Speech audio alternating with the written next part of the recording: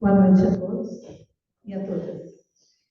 Bom, então nós iniciamos a semana de extensão com a presença então do ministro Zambrano e eu vou fazer uma síntese muito pequena da trajetória dele, então, da formação, tá? Ele é graduado, pós-graduado em comunicação social, mas ele deu uma guinada na vida dele e foi para uma outra área. Depois vocês vão saber por quê.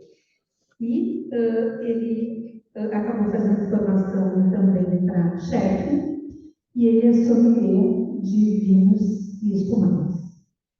Bom, nessa área, ele trabalhou em diferentes restaurantes, da Bia, e aí Bistrô, no Palácio do Governo do Estado do Rio Grande do Sul, Palácio Piratini, na cozinha do governador.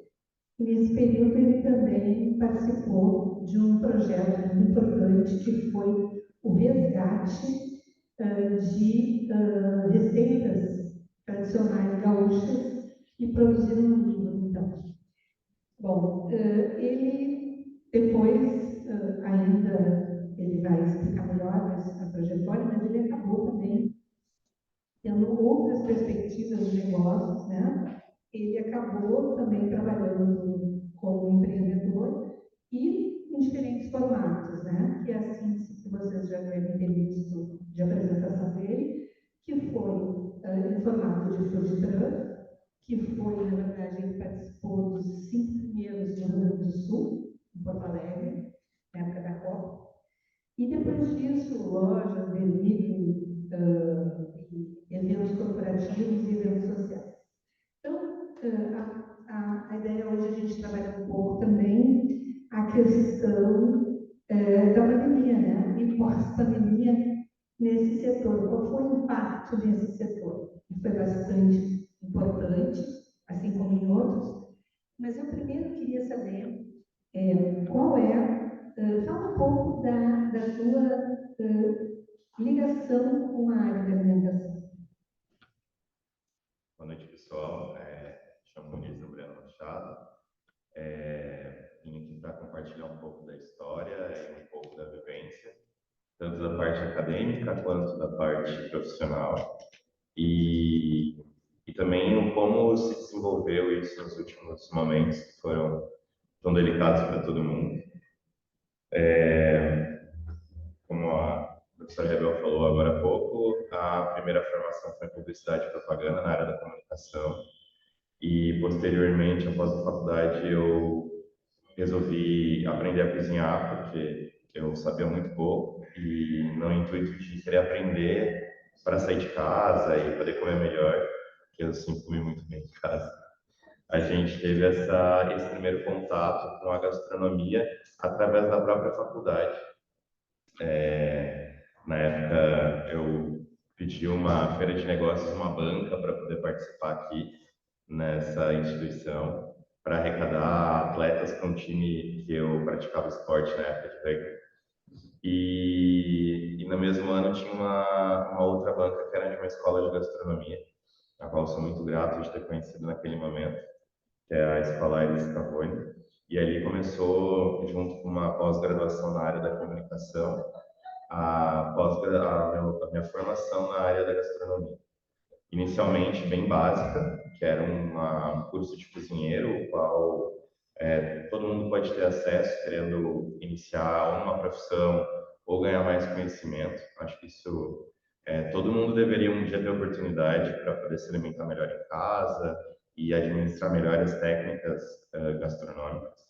E desvincular um pouco que a gastronomia é só alta gastronomia e que somente é acesso para poucas pessoas. A gente tem acesso a todo mundo ou pela internet, hoje em dia que tem mais acesso, mas qualquer pessoa pode cozinhar de forma mais organizada e segura. E posteriormente fiz um curso de alta gastronomia, que é uma formação para poder se tornar chefe. E o chefe, na verdade, nada mais é que um cozinheiro que cozinha há muito tempo e é elencado pela sua equipe e pela sua guarda como um coordenador e, a partir daí, o chefe de toda a parte da cozinha e de toda a estrutura.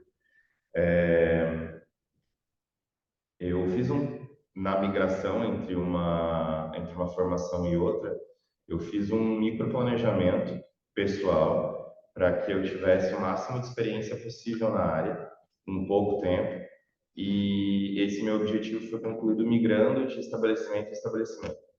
Então, eu troquei muitas vezes por conta proposital de aprender os cardápios, aprender as receitas e as técnicas e, com isso, partir para uma próxima experiência.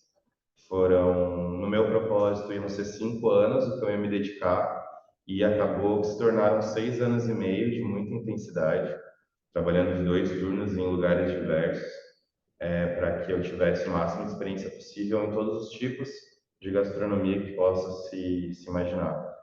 Buffet, à la carte, eventos, enfim, todas as portas estavam abertas naquele momento. Era uma crescente da gastronomia. A gente passou de uma entrada no mercado em 2008, onde a gastronomia ela era composta por donas de casa que queriam seguir trabalhando e ter um emprego, que eram as antigas cozinheiras, as de punho de ferro, assim, que eram as caseiras, e não tinham tanto conhecimento técnico, mas muita garra, relicência e determinação ali para fazer aquela atividade que é pesada normalmente para todo mundo. E pessoas que trabalhavam no exército, pessoas que trabalhavam no próprio presídio, que tinham a capacitação profissional naquele momento para assumir uma cozinha. Então eram esses os meus colegas que estavam ao lado, e eu queria muito, com exceção de poucos lugares, muito ganhar experiência. Então eu me vi num cenário bem complexo e difícil. E com o tempo, a partir daquele ano, teve uma crescente, com muitas escolas abrindo, muitas instituições dando oportunidade para o mercado da gastronomia e muitos alunos se interessando.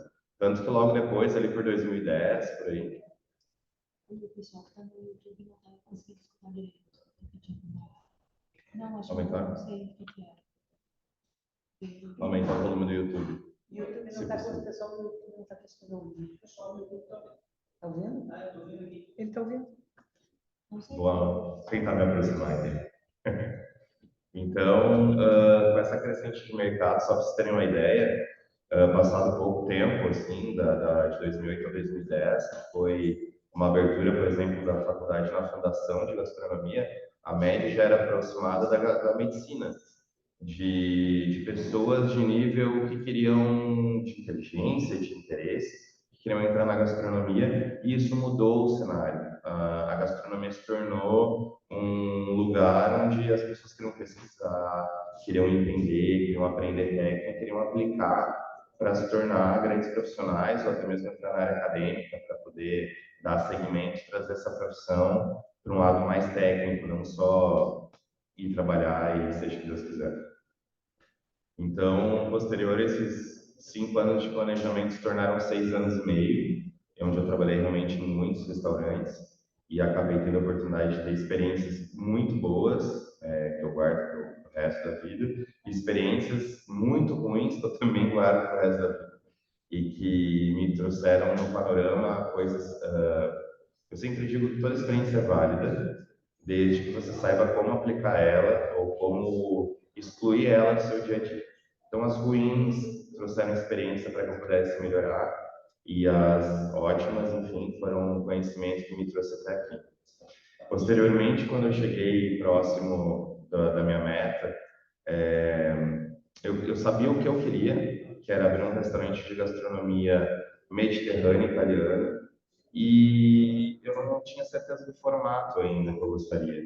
Mas eu sabia que aqui na cidade era cobrado um valor absurdo para comer uma comida de qualidade nessa área. E então, meu objetivo era democratizar a boa comida, a comida feita profissional, com bons insumos, bons ingredientes, muita técnica, e dar acesso a isso a mais pessoas. Então, eu fiquei na dúvida se seria uma porta de garagem, se seria um food truck.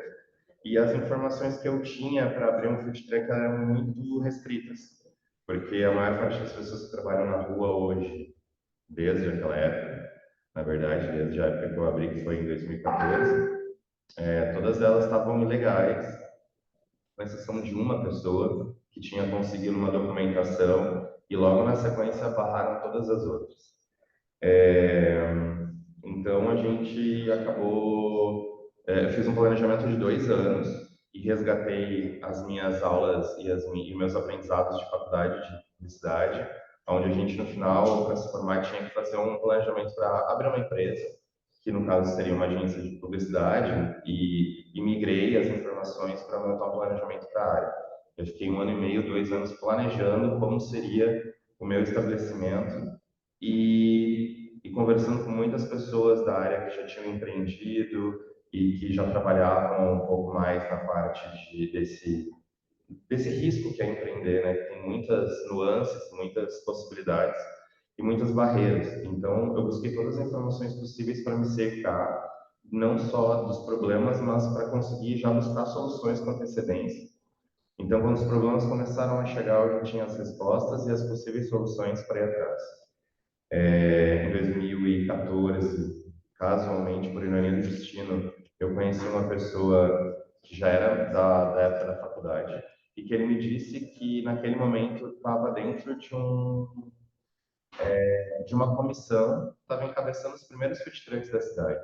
E a gente se encontrou casualmente e eu tinha só a informação que não podia e que era ilegal. E da noite para o dia ele me disse que já estavam sendo convidados para trabalhar na Copa do Mundo e que em poucos meses os trucks estariam na rua. A partir daquele momento eu fiz uma revolução, peguei umas economias que eu tinha, dei de entrada o veículo que eu tinha na época e botei em planejamento em prática. Foram alguns meses de bastante trabalho, muito esforço, tipo, de ambos os lados, todo mundo. A família me apoiou muito naquele momento também, isso é muito importante. E, e com certeza aconteceu com mais tranquilidade e com um pouco mais de facilidade por conta disso. O planejamento que tinha sido feito em 6 meses já tinha sido retirado o retorno inicial investido em espécie e o restante com o andar da carruagem ia se pagando as despesas da montagem do estabelecimento, que foi um food truck. E a primeira vez que a gente trabalhou foi uma aventura. A gente trabalhou logo na Copa do Mundo, em 2014, e eu recrutei a família inteira, inclusive. A mãe foi para o caixa, o pai fazia o bar. Eu contratei uma menina que já trabalhava comigo na área da gastronomia, formada em gastronomia, para ser cozinheira comigo.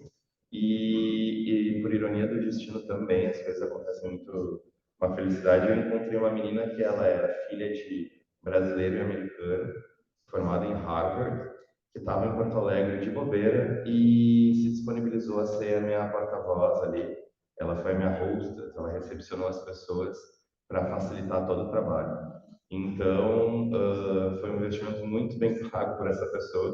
Ela falava 5 idiomas e ali a gente já tinha todo o início do atendimento de mão beijada para dispersar para outros lugares. Então, para o caixa já vinha com o pedido pronto, para o bar, para a cozinha, e a gente viu as pessoas que eram estrangeiros e que acharam que vinham para o Brasil para ver macaco em árvore, que era a propaganda que se fazia. Eles davam um passo para trás, assim, surpresos do atendimento, a pessoa tão fluente na própria língua deles, e foi uma surpresa muito grata, assim, eu acho, a primeira partida do truck.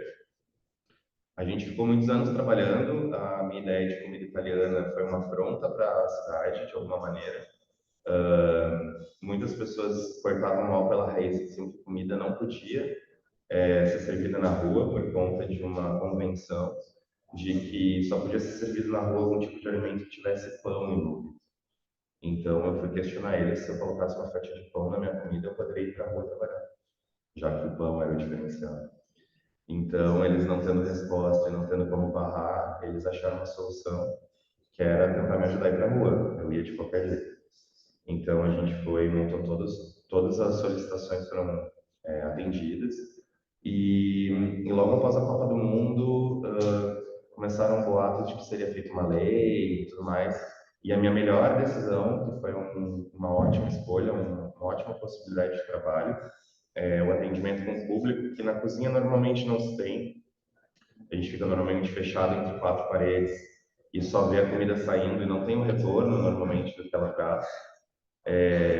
A gente tem ali ao vivo no food truck, você consegue servir as pessoas E no ato do serviço, você vê as pessoas comendo, você consegue ver elas tendo as reações e te trazendo feedback sobre o alimento. Elas perdem aquela barreira que existe do restaurante de ter um garçom, um gerente, até chegar daqui a pouco um elogio, uma crítica até a cozinha. Elas olham para você e falam na lata o que elas estão pensando sobre o que elas estão comendo. E isso traz um outro tipo de bagagem quanto ao serviço, tanto da gastronomia quanto do atendimento. E foram muitas experiências para trabalhar com todos os tipos de público. Durante 2 anos a gente conseguiu manter a alimentação com a gastronomia em forma de alimento de comida e posteriormente os meus clientes corporativos começaram a solicitar que a gente fizesse um outro tipo de produto, que era o hambúrguer, que já era popular na época. Então, 2 anos depois, a gente acabou transformando a empresa em uma hamburgueria. Se chamava Trattoria Sobre Rodas e depois migrou para Royal Hambúrguer. E aí a gente ficou mais 6 anos fazendo muitos hambúrgueres. Eu achei que dava para encarar de frente essa briga com a concorrência. E aí eu descobri nesse período dessa transição que eu era um perfil de empreendedor muito clássico, de quem está iniciando na área, que é o perfil centralizador. Eu produzia, eu vendia, eu cozinhava na hora para os clientes, eu fazia um pouco de tudo e tudo de um pouco. Fazia as redes sociais, fazia divulgação, fechava os negócios, mandava os orçamentos. E isso desgasta o empreendedor de uma maneira que ele perde todo o chão e a gente não sabe como sair dessa bolha. A bolha do centralizador parece que só você tem a capacidade de conseguir resolver aquelas coisas, e ao mesmo tempo, muitas vezes você não faz com a mesma competência de um profissional da área. E você tem que aprender a ceder, aprender a compartilhar e dar as ordens para as pessoas e treinar as pessoas para que elas possam ter uma mesma competência ou parecida com a sua. Então foram 2 a 3 anos que eu fui tentando me sair desse papel de centralizador, que é muito difícil, para um papel de um gestor um pouco mais dentro da cozinha ainda, dentro da minha operação, mas conseguindo abrir mão de estar eu cozinhando e podendo fazer o caixa, conversar com os clientes, ou estar em 2, 3 eventos ao mesmo tempo. Meu nome, minha imagem era vinculado ao food truck, e isso me prendia na operação. As pessoas queriam bater uma foto, queriam surfar uma onda que estava acontecendo, que de certa maneira era uma espécie de moda do momento food truck. Eu fui reticente disso, lutei por muito tempo essa expressão, mas ela aconteceu. Foram alguns anos que a moda do food truck viveu Porto Alegre. E então as pessoas tinham que estar à minha presença. Então eu levei um tempo para conseguir, eu chamo de onipresença ali, comercial, para estar em vários lugares ao mesmo tempo, ou estar em um lugar confiando que as pessoas estariam nos seus lugares fazendo o seu trabalho de forma correta. Depois desses anos de hamburgueria e um pouco frustrado por não conseguir competir frente a frente com as hamburguerias que hoje dominam a cidade. Na época, citando alguns nomes, entrou na cidade de Madeiro e o Severo Burger, que eram os meus concorrentes que eu queria me comparar na época em vendas, e eu cheguei bem perto, assim. Mas ao mesmo tempo, quanto mais eu vendia, mais eu me enfiava dentro da empresa. Quanto mais eu me enfiava dentro da empresa, menos eu vivia e menos saúde eu tinha. E aí eu comecei a entrar num ciclo que aquilo não era bom, não era saudável, não fazia bem de nenhum aspecto. E eu resolvi que eu ia encerrar aquele ciclo e fechei a hamburgueria e todas as operações. Na época, a gente iniciou a empresa com um food truck, eu encerrei ela com 2 trucks, uma empresa de uma loja física, a loja de delivery e fazendo eventos ainda com churrasqueiras em mais outros lugares, em condomínios e casas. Então, fazer vários eventos por dia. Depois disso, de fechar a empresa, eu acabei conhecendo uma pessoa que foi uma troca comercial, enquanto eu tinha um food truck, ela foi minha cliente e ela trabalhava com eventos e me trouxe para esse mundo que para mim era um mundo só de servir alimentos e eu descobri tudo o que tinha por trás, todo o conhecimento que eu agreguei, agradeço muito também, que é cerimonial, decoração, a parte de organização interna, toda a parte que tem por trás de um grande evento que a gente nem imagina. A gente acha que chegar no evento bem vestido e compartilhar o evento e ir embora, e as pessoas chegam dias antes e saem dias depois para poder montar um evento com qualidade, entregar ele com uma capacidade muito top. Então, também vi o alavancar da empresa. A gente começou fazendo 3 eventos por mês, ou 3 eventos por semana, e depois, fechando o mês, eu vi que a capacidade era muito maior, tanto de ganho quanto de execução, e fiz um planejamento, isso foi em maio que eu entrei na empresa, e planejei que no final do ano a gente já está fazendo 5 eventos por dia, na minha projeção.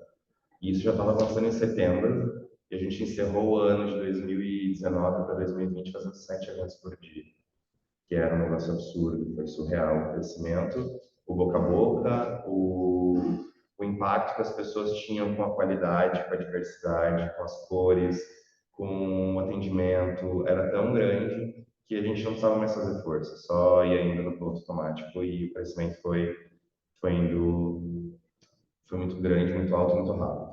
Aí veio a pandemia, nesse momento, e a gente foi taxado como a primeira área a fechar, sendo os eventos, e a última área a voltar. Por conta da quantidade de pessoas que a gente atende, a responsabilidade de ter pessoas muito próximas. Então, a gente viveu muitas coisas até poder voltar à normalidade. A gente teve que tentar se reinventar diversas vezes, de diversas maneiras durante esse período. A gente atendia muitas empresas e a gente viu os funcionários não indo mais trabalhar.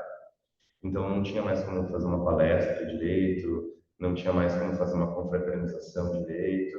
As pessoas ficaram, obviamente, as que tiveram a oportunidade de sobreviver essa crise, ficar blindadas de tudo que a gente podia oferecer para elas da maneira tradicional.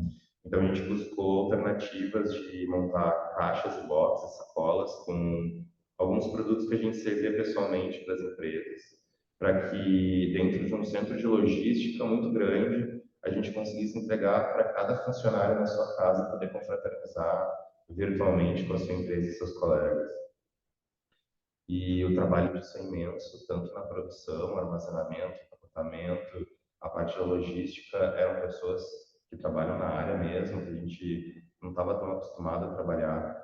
Então, prazo de horário para receber as coisas, porque uma coisa é você entregar um delivery para uma pessoa que vai comer seu alimento, outra coisa é entregar 300 deliveries para a pessoa comemorar no final da tarde com a empresa. Então, é uma logística muito complexa.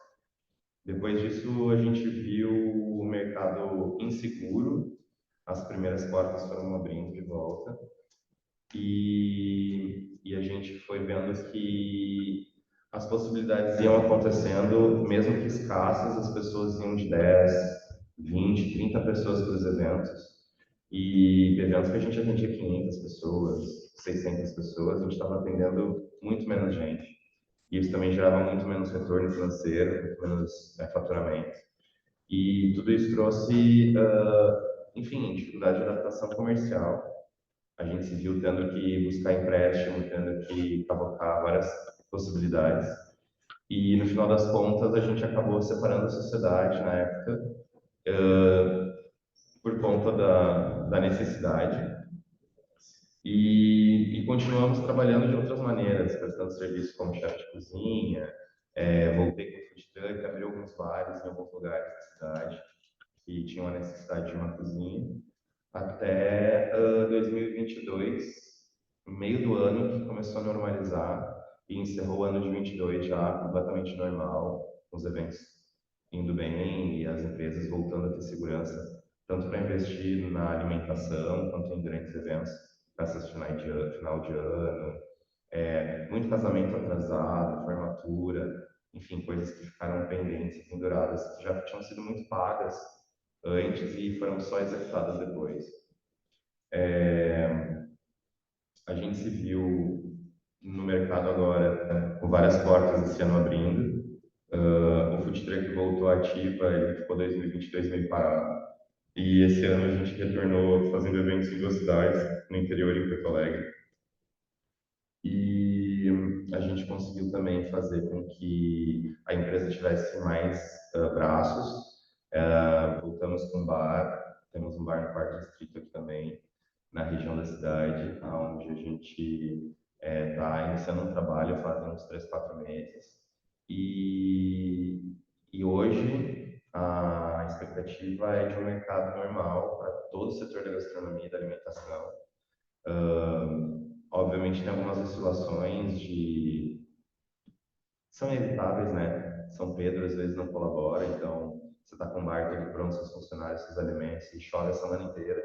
Isso acaba atrapalhando todo o fluxo da cidade, e isso é universal, todo mundo sofre com isso. Aí a gente já se adapta e monta uma teleentrega e continua atendendo teleentrega na casa das pessoas.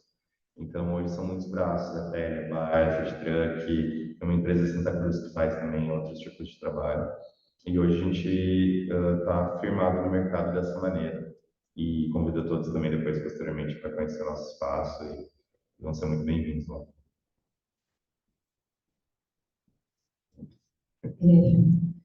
Eu acho que estou anotando aqui as questões que vieram pela internet. Eu acho que a pandemia foi um susto para todos, né? Eu sou da área da saúde, então foi e acompanhando um pouco mais de perto o processo todo, foi muito difícil. E o setor de alimentação talvez tenha realmente sido um dos primeiros a fechar saúde e beleza, enfim, todos os tipos de atendimento de serviços foram realmente fechados. Né? Mas também aconteceu uma coisa nesse período, que foram algumas mudanças importantes de formato. Né? Primeiro, as pessoas começaram a aprender a cozinhar. Começaram a cozinhar em casa, porque não podiam mais, não trabalhavam mais fora. Então, as pessoas se viram obrigadas a cozinhar em casa. Tá?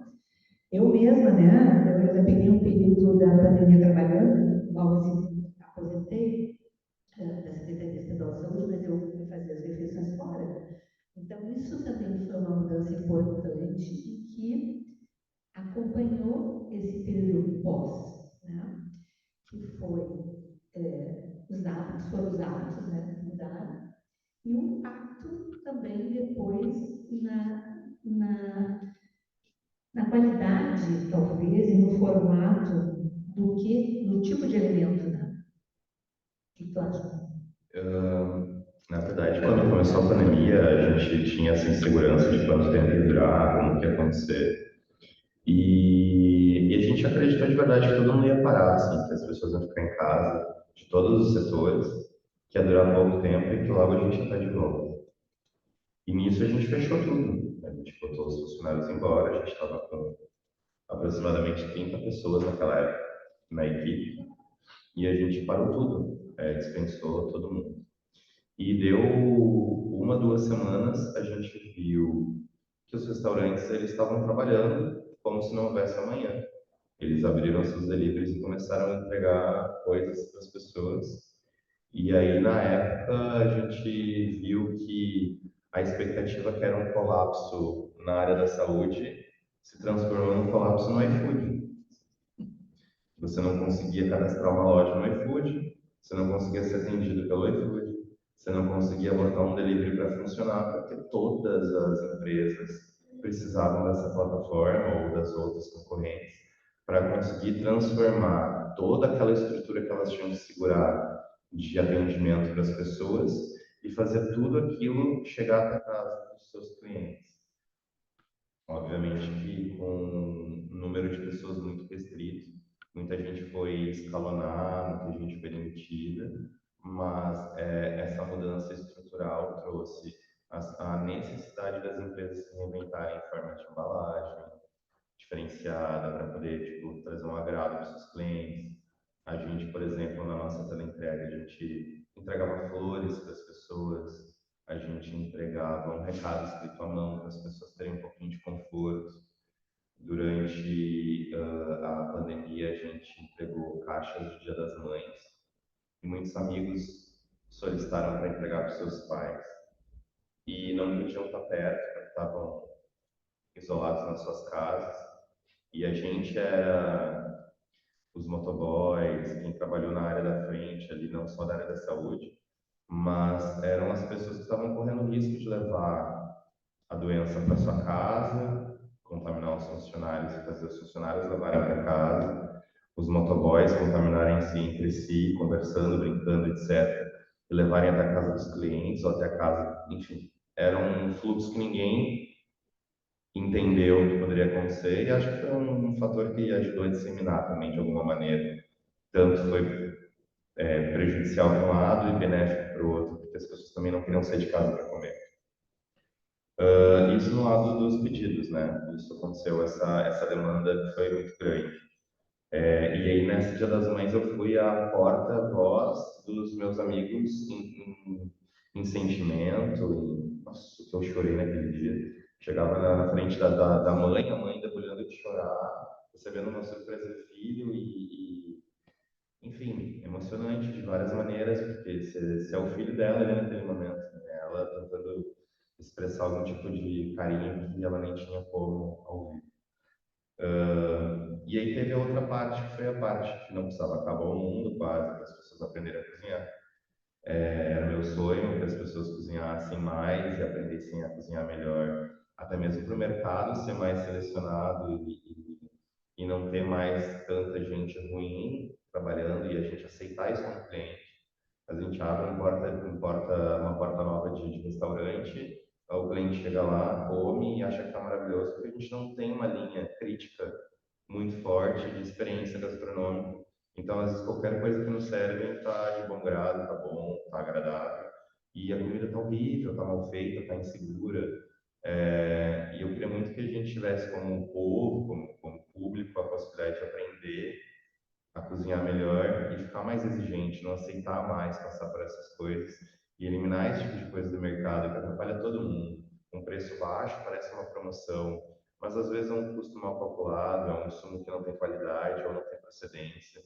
Então, quando a gente está pagando caro, às vezes é por conta do ambiente, às vezes é por conta da segurança alimentar, às vezes é por conta da qualidade de uma boa experiência. A gente nunca vai saber, a não ser que a gente consiga trabalhar na área e ter toda essa percepção do que tem por trás das cortinas.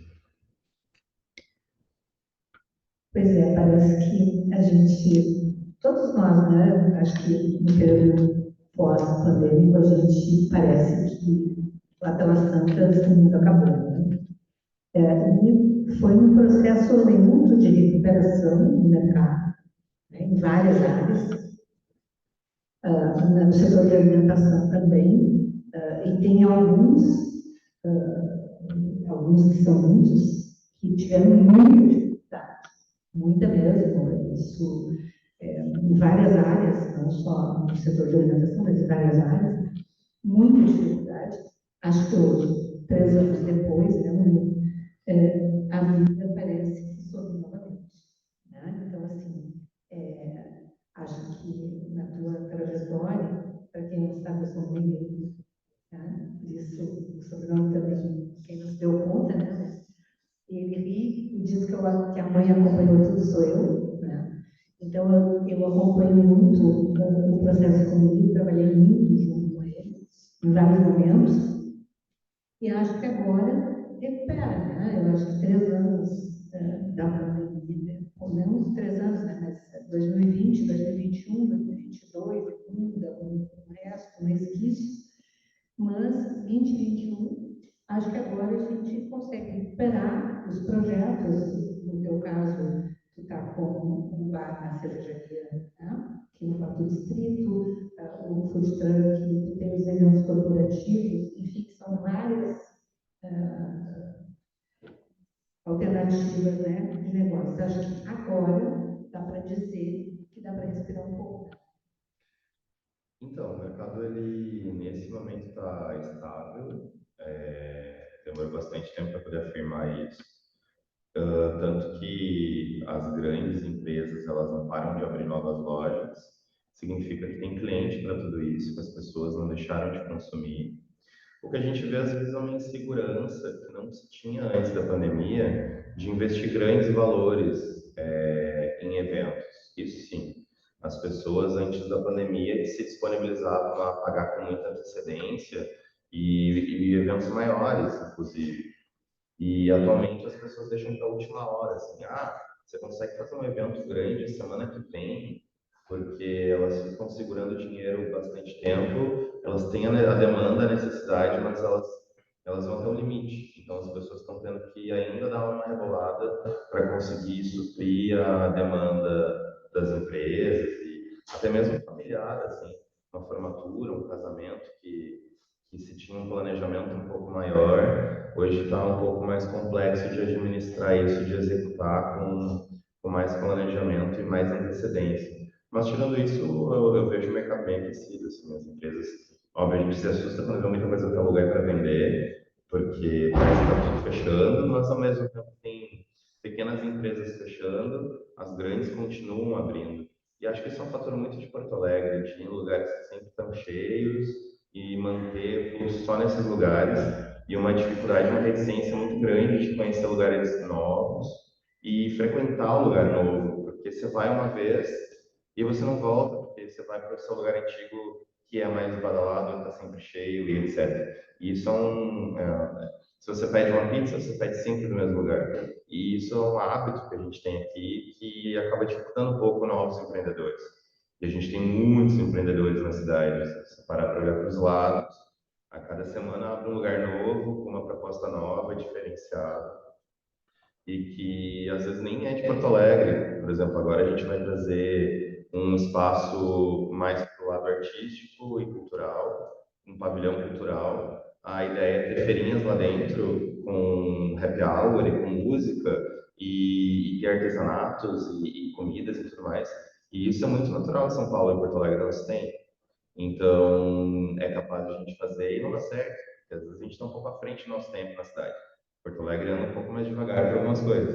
A gente já viu isso quando eu tive a oportunidade de abrir um bar na Cidade Baixa que tinha food trucks dentro, e era incrível, era lindo, era decorado e tudo mais, e era fora da curva para a cabeça das pessoas, não era uma coisa que era tradicional. E as pessoas tinham um pouco de reticência de entrar e elas entravam e ficavam, nossa, mas o que é isso? E era um bar, cervejaria, tinha show, tinha comida, e elas ficavam com medo de entrar. Hoje, muitos lugares assim, na cidade, são incontáveis lugares, ou com food truck, ou com container, ou etc. E que as pessoas hoje frequentam, mas isso foi, vai lá, 2016, as pessoas começaram a frequentar isso em 2022.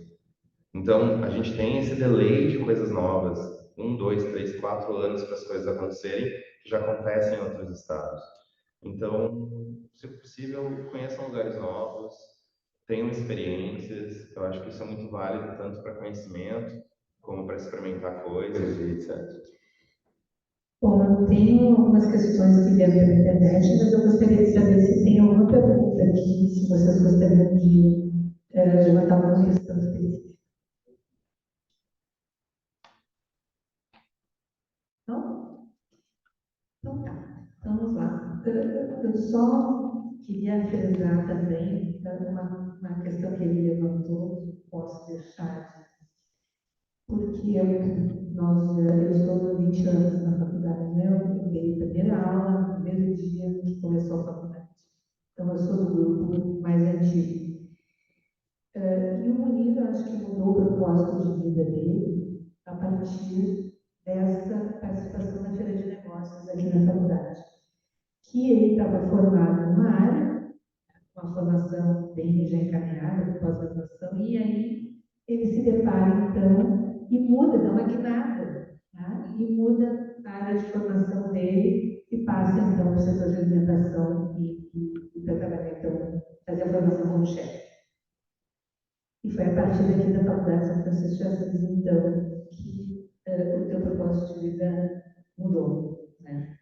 Eu acho que as oportunidades elas existem em todos os lugares e a gente fica meio fechado às vezes para encontrar elas ou se abrir para elas. Mesmo com essa história dessa magnitude, eu ainda levei 6 meses para entrar na escola de gastronomia, para me abrir para essa oportunidade, sabe? Eu conheci aqui e fiquei com medo de dar o primeiro passo e de fazer acontecer. Então, se alguém tiver alguém querendo empreender, se tiver alguém querendo ter o seu próprio negócio, o que eu posso dar de conselho é insistam, digam para a pessoa que ela é capaz, que ela vai se dar bem, que ela vai conseguir. E se for o caso da oportunidade ser boa, que ela agarre com as duas mãos, porque as oportunidades passam na nossa frente. O velho cavalo encilhado nem sempre passa duas vezes no mesmo lugar. Então aproveitem quando ela passa e se esforcem que é bem possível que dê certo. Bom, a Juliana entrou pela internet, faz a seguinte questão. Qual o seu propósito enquanto empreendedor? É difícil. Na verdade, acho que ele migra durante o período. Acho que são fases, essa pergunta ela tem fases. Eu acho que o planejamento te traz ao primeiro propósito, que naquela época era democratizar a gastronomia, que eu tinha aprendido, que eu tinha vivenciado. E eu fiz isso, eu dei essa oportunidade para as pessoas, recebi como retorno tanto a parte financeira como a parte crítica positiva. E isso, para mim, é um combustível excelente para continuar fazendo o que eu fazia. Acabei recebendo mídias, né, jornal, TV, rádio. Os alunos de faculdade mandavam coisas, trabalhos para eu, pesquisas e trabalhos para que eu avaliasse e visse se estava dentro de acordo com a expectativa, se estava bacana. Então a gente veio aquilo acontecendo de uma forma muito boa. O propósito se deu e se cumpriu naquele momento. Com o passar do tempo, eu acho que os propósitos foram mudando. Eu quis crescer, me vi com dificuldade de crescer, quis competir com empresas do meu setor, do meu ramo, e vi como era difícil encarar essa jornada. Muita gente tem a oportunidade de pegar um grande empréstimo, um grande investidor e dar um passo maior. E quando você não tem esses acessos, ou você não encontra essas portas, você se torna preso e não trazendo vitimismo para cá. Isso é a realidade de 70% dos empreendedores que não conseguem esse acesso, de conseguir um empréstimo BNDES, de conseguir um aporte financeiro, um sócio investidor, um anjo, enfim. As pessoas não têm isso como praxe. Hoje até o mercado de startups, o mercado de pequenos empreendedores está mais aquecido. A gente está falando de 2008, 2009, 2010, onde se você era pequeno, você deveria continuar pequeno. Essa era a métrica do mercado. Hoje não, eu acho que hoje tem outros tipos de incentivo. O propósito hoje não é mais crescer dessa maneira, porque também mudou o meu aspecto. Para mim, crescer era ter filiais. Hoje entendo também o processo de franquia como um processo interessante.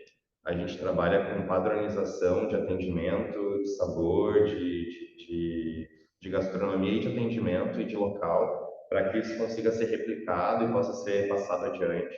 E acho que essa é a métrica do momento, assim, as pessoas querem ter mais do seu e não ter que morrer com um banco pagando milhões de anos, ter um investidor aportando por fora e replicando o seu projeto e trazendo essa oportunidade de ser conhecido por mais pessoas. Acho que essa é uma mágica do franchising que nem todo mundo tem acesso, mas como eu vi muitos amigos trabalhando com isso, talvez seja hoje um dos propósitos estabilidade, prosperar com daqui a pouco algumas franquias e acho que é isso. Acho que o propósito hoje é esse, é ficar, trabalhar tranquilo e viver um pouco mais. Eu acho que esse propósito de viver um pouco mais e viver melhor, e acompanhar a filha, né? Que também foi um fator importante no nascimento da filha. Porque é uma área muito difícil, as horas de trabalho, de segunda a sábado, segunda a segunda, né? Eu acho que, na verdade, isso é importante falar, assim, eu lembro um pouco essa história. A decisão por empreender passou pelo nascimento, a coragem de fazer isso, porque o meu mercado ele era bom desde o meu primeiro dia na cozinha. Eu não sabia lavar uma alface, cortar uma cenoura e eu já ganhava mais que formado em publicidade. É uma vergonha isso para o setor, né? Mas sempre essa possibilidade de pagar os meus cursos, de me manter ali presente.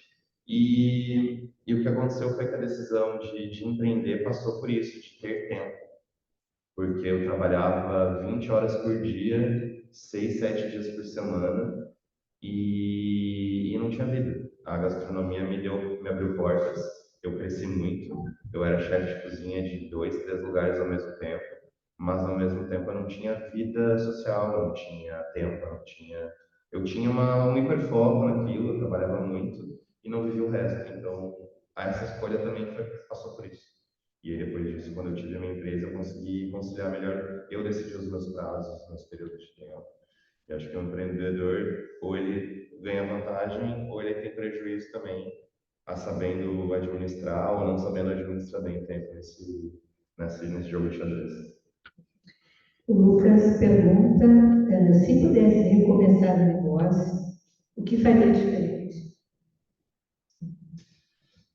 Como o negócio se reinventou muitas vezes, não só trocou de nome, como trocou de público, eu acho que isso é resiliência também, de alguma maneira, né? Você se manter firme no mercado, independente de seu produto ter que mudar, de você ter que fazer uma nova marca, mas você não desistir, você tem como propósito ali, naquele momento, que servir bem as pessoas. Eu acho que naquele momento o propósito serviu de muito boa fé, pegar o público pelo preço e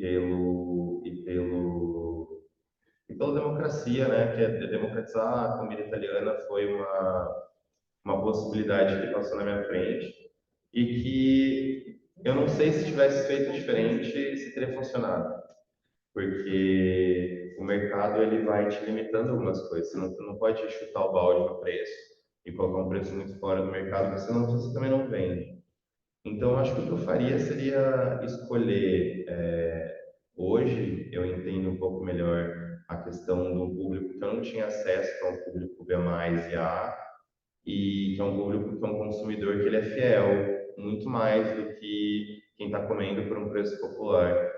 Quem está comendo por um preço popular, ele vai no que oferece o preço mais barato, muitas vezes, e não tanto pela qualidade. E como eu prezava pela qualidade, eu continuo prezando, conseguir encontrar um público que seja fiel, que dê valor para o seu produto e frequente o seu espaço, hoje para mim parece a métrica perfeita.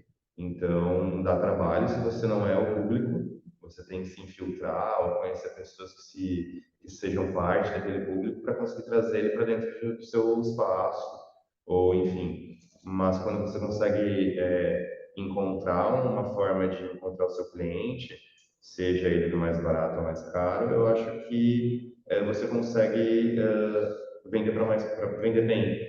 E o que eu teria feito é ter encontrado clientes mais fiéis e que os meus muitas vezes voltavam quando eu tinha a oportunidade de parar no ponto e que nem sempre eu tive essa oportunidade.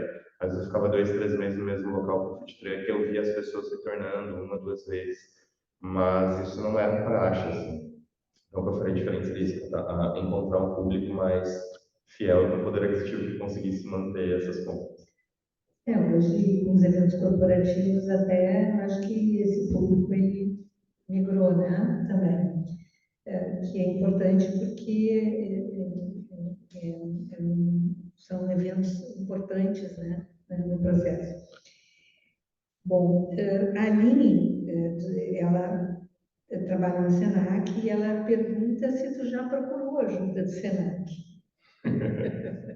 A gente, na verdade, eu procurei ajuda do Sebrae esses dias. Do Senac não. Tem muitos vínculos com o Senac. Na época que a gente trabalhou com o Palácio, era um grupo de pesquisa em gastronomia. O Senac era muito ativo, as outras instituições de ensino também. A gente trabalhou com todas, sem exceção. Elas faziam tanto dos uniformes, a parte da moda das faculdades, o que a gente ia vestir para se apresentar e para trabalhar no dia a dia, até a parte da construção do livro, das receitas.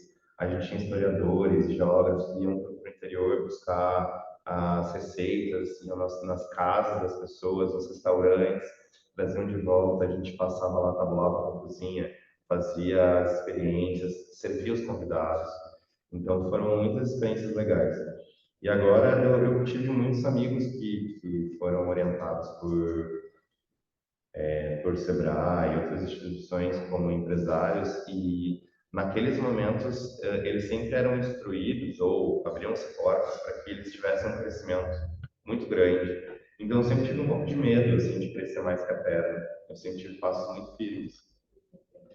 E hoje eu me senti seguro saindo da operação e decidindo ser gestor, organizar bem a empresa, organizar o fluxo, organizar a estrutura, treinar funcionário, para que eu consiga não ter medo de um crescimento exponencial, mas ao mesmo tempo aceitar essa ajuda e entender que eu não preciso ter medo dela, mesmo tendo visto algumas pessoas ainda dentro da operação tentando dar espaço a mais e se atrapalhando um pouco. Eu vi muita empresa fechar ao meu lado porque recebi esse estímulo de vamos lá, vai dar certo, vamos aumentar, e aí a pessoa aumentava e daqui a pouco estava endividada e não viu os funcionários processando e um monte de coisa acontecendo e ela fechava.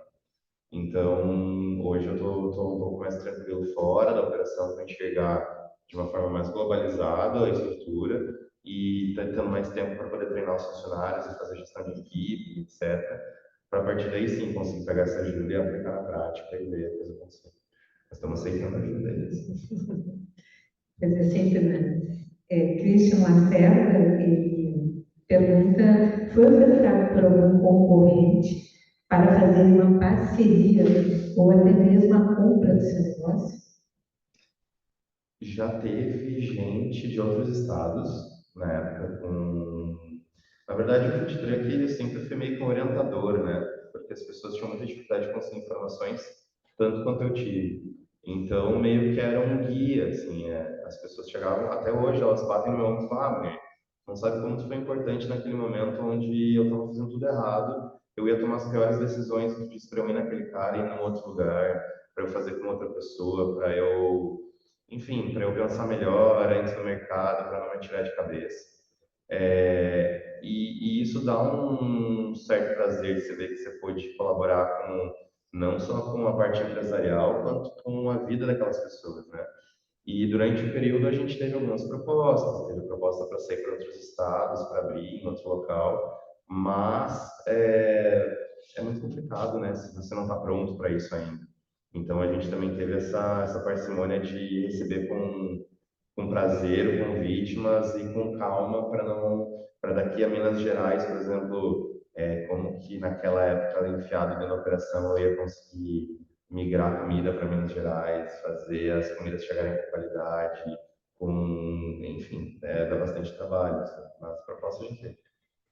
Eu me lembrei agora da questão ainda da consultoria, né? Alguns restaurantes, a própria região de Porto Alegre, ali, nova da Orla, né? Os restaurantes da Orla, do Cais do Porto, né? Até também teve esse período também, além disso, também outros momentos, mas também a questão da consultoria, né? Para abrir novos negócios, um apoio de estruturação de cozinhas e a sugestão de chefes e assim por diante. Né?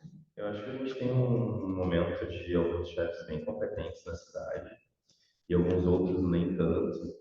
E, e muitos desses nem tanto oferecem consultoria, e isso acaba atrapalhando um pouco o mercado da consultoria, porque você promete muitos fundos e chega lá na hora, o restaurante acaba passando dificuldade, não tem esse suporte, esse aporte todo.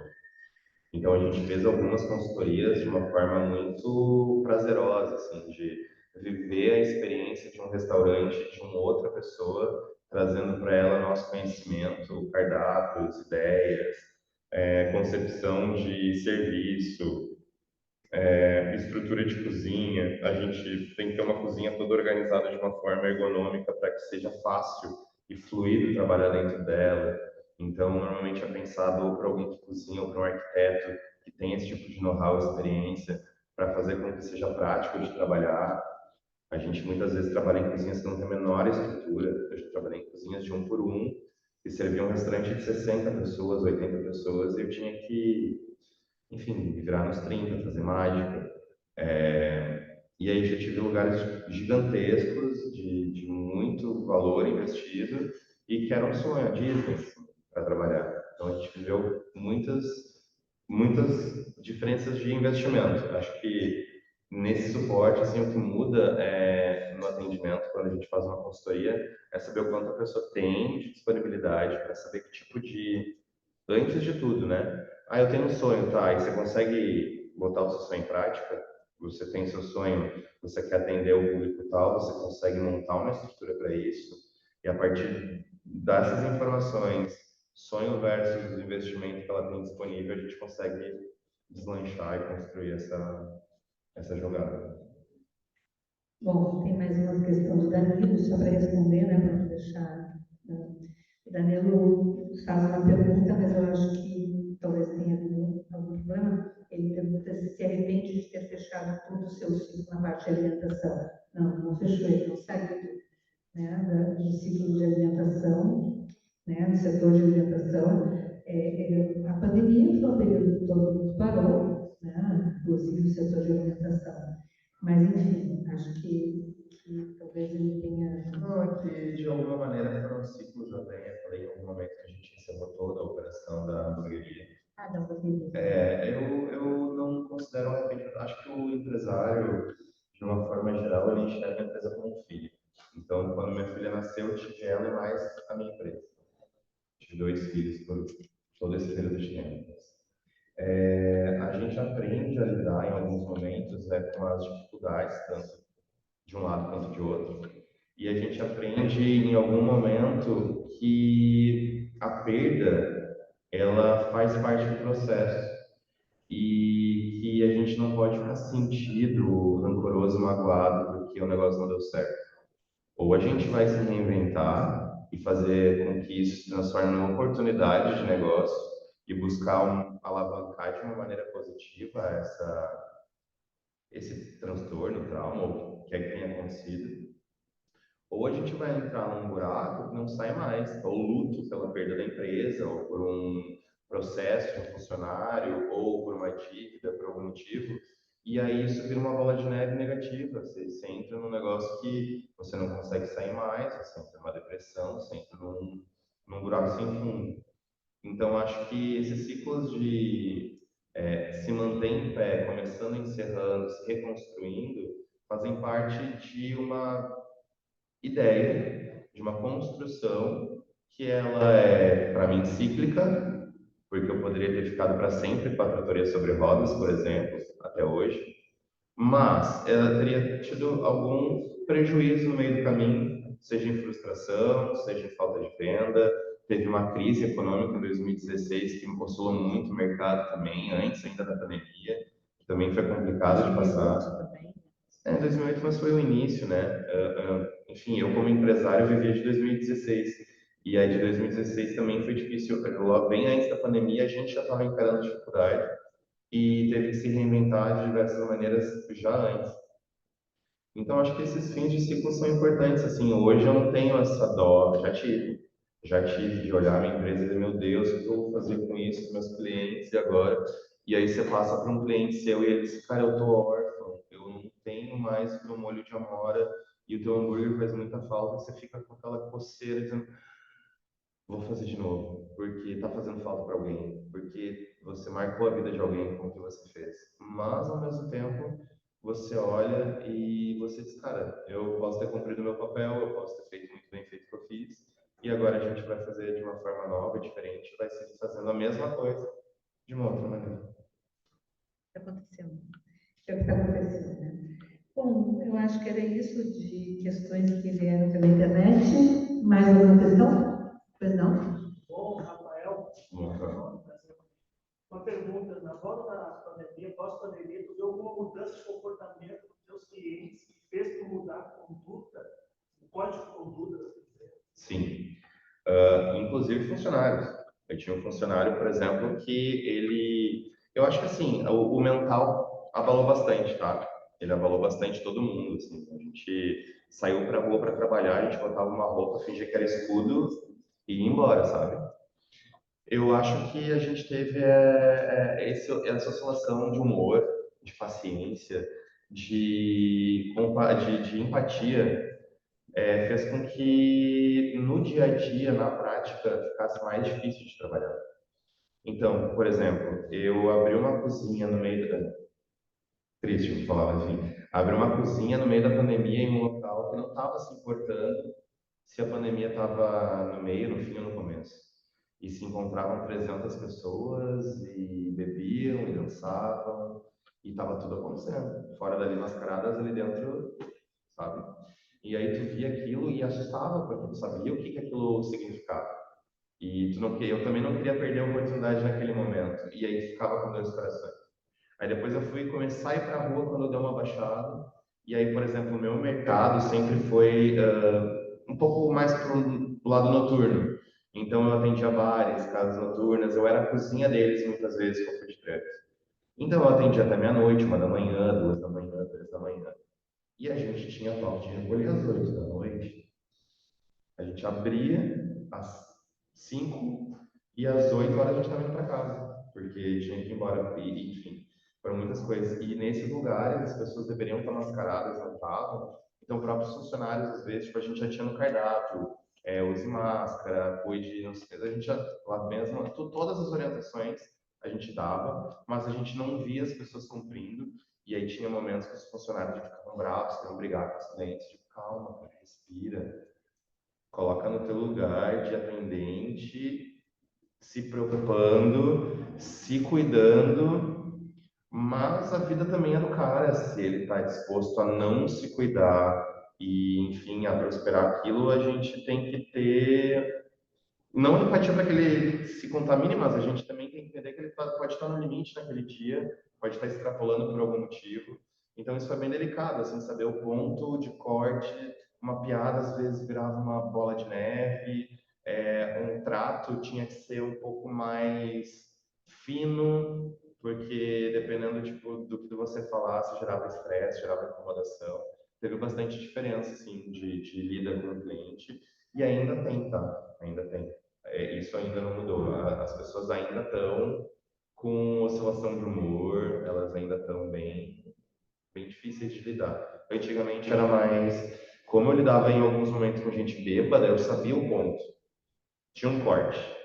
Ou o horário da noite, ou o tipo de festa. A gente sabia com quem que a gente estava lidando e os momentos certos. Na Copa do Mundo eu parava na rua e as pessoas queriam bêbado virar o meu caminhão, por lazer, entendeu? Tipo, "Ô, vamos virar caminhão, vamos se vira." Não, vamos, sabe? Não dá. Então, elas não têm noção que ele tem fogo, tem água fervendo, tem... Bêbado perde esse tino, entendeu? Então, você já sabia com quem você estava lidando. Hoje, a pessoa parece normal. Mas aí, se o lanche dela demorou 40 minutos para sair e tá cheio, ela vira a chave e aí já não tá tudo bem mais. Então é difícil, é difícil. Mas a gente vai se adaptando, assim. Hoje a gente já sabe, assim. Então a gente tenta lidar de uma forma mais empática em alguns momentos, ou com o cliente, ou com o fornecedor, ou os próprios fornecedores. Todo mundo ficou apertado de grana, então não tem mais uma reserva, não tem um estoque muito grande e tem muito funcionário para pagar e toda aquela logística. Então, muitas vezes você está ali e está querendo pagar os seus e ele está querendo pagar o dele, está cobrando e boleto e não sei o quê. Então, tem essa métrica que está bem apertada, justa em todos os lados, ou para o cliente, ou para o fornecedor, ou para a gente mesmo internamente, assim. Então, por isso que eu digo assim, se vocês verem alguma coisa nova, valorizem, é apertado, é justo, as pessoas estão se esforçando ao máximo para se manter abertos, para se manter felizes e dispostos a atender a galera. E aí, quando a gente vê, por exemplo, que a galera não frequenta, não vai, não sei o que, tipo, dá uma frustração em todo mundo. E a gente sabe que tem momentos, assim, tem momentos que são de alto e baixo. Mas eu só fico triste quando poucas empresas sempre no momento de alta. Isso me deixa um pouco frustrado, assim. Seria bacana se mais empresas tivessem a oportunidade de estar abrindo mais negócios, tendo mais clientes, sabe? Melhorando as condições, tanto dos seus funcionários quanto da própria estrutura. Isso me deixaria mais feliz no mundo utópico. Regras de mercado. Mais alguma questão? Bom, então nós agradecemos, a Faculdade de Infraestrutura nos agradece tua participação. Eu vou convidar também a professora Manu, que é a coordenadora da arquitetura, que vai ter mais uma outra palestra agora em seguida. Então, ela ocupa a mesa aqui, com a sua convidada.